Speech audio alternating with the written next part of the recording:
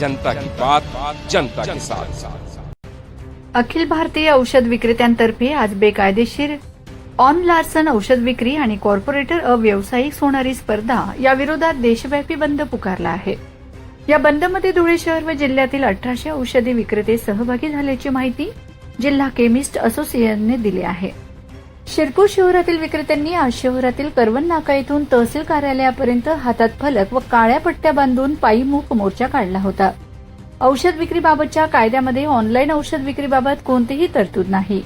केंद्र सरकारने इंटरनेटच्या माध्यमातून ऑनलाईन औषध विक्रीबाबत अधिसूचना काढली होती, परंतु त्याचे गतरूपांतर झाले नसताना देशभरात ई औषध विक्री सुरू आहे। याबाबत उच्च न्यायालयाने ऑनलाईन औषध एक विक्रीला स्थगिती दिली आहे। कोरोना काळात होम डिलिव्हरी देण्याबाबत विशेष सूट दिली होती, तसेच नफा देण्याबाबतही कॉर्पोरेट कंपन्यांकडून डिस्काउंट दिले जात आहे।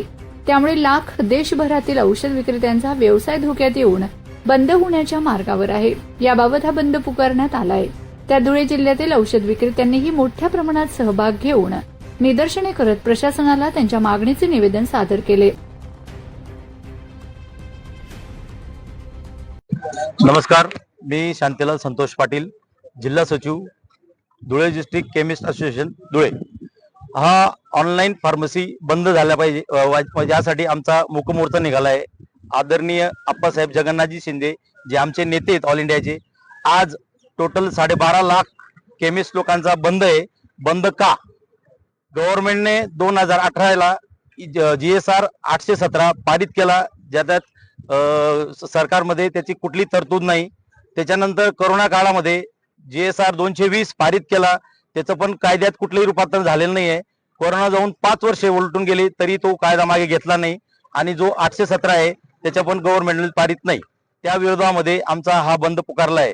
वारंवार सरकारला वेळ मागून सुद्धा आमच्या वरिष्ठांना वेळ मिळाली नाही, त्यानुसार म्हणून आम्ही हा बंद पुकारलाय आज एक दिवशी। आणि त्याच्यानंतर बंद का? कारण आज आमचा हा व्यवसाय आहे, हा drug and cosmetic act 1940 rule 1945 च्या अंतर्गत येतो।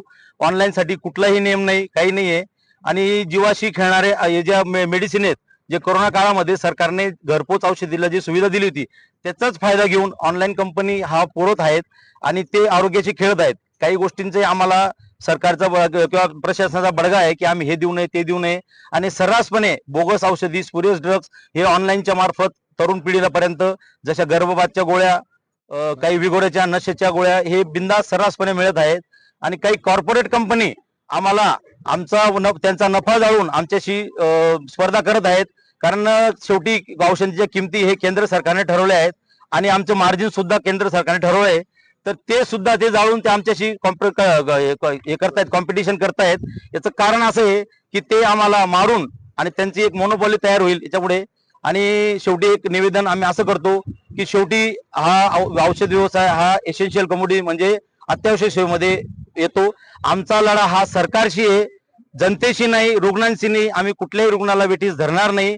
प्रत्येकाला काही आज इमर्जन्सी असेल तर आमचे काही नंबर्स आम्ही FDA डिपार्टमेंटला मॅडमला दिलेले आहेत, त्यानुसार आम्ही पब्लिकला सेवा देऊ। जनता की बात, जनता के साथ।